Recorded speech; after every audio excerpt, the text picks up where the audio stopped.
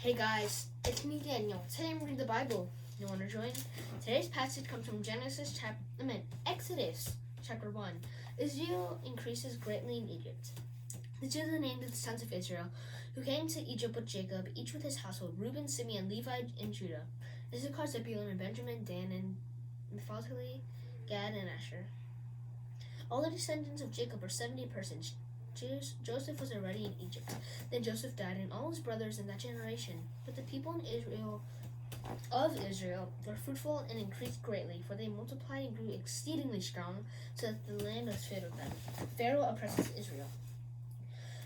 Now there arose a new king of Egypt, who did not know Joseph, and he said to the people, "Behold, the people of Israel, they are too many for us. Come, let us deal shrewdly with them, lest they multiply, and if war breaks out, they join our enemies and fight against us and escape from the land." Therefore they set taskmasters over them to afflict them with heavy burdens. They built for Pharaoh store cities, Pithom and Ramses.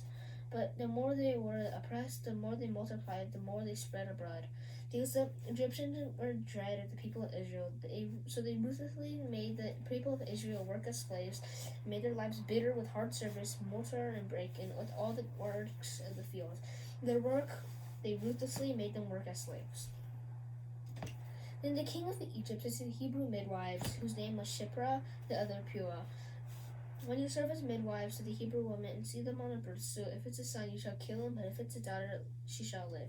But the midwives feared God and did not do as the king of Egypt commanded them, but let the male children live. So the king of Egypt called the midwives and said to them, "Why have you done this? Let the male children live." The midwives said to Pharaoh, "Because the Hebrew women are not like Egyptian women, for they are vigorous and give birth before the midwife comes before them."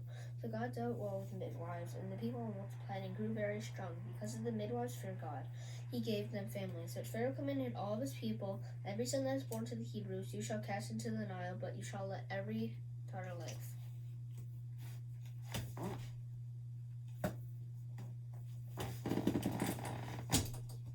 Wow, that's Exodus chapter 1. It turns out Pharaoh does not like the Israelites because there's a lot of them. They multiplied a lot. And those midwives in Exodus chapter 1, they did the right thing. If you guys like this video, give it a thumbs up and subscribe and ring that bell below so you can check out my new awesome videos. Bye!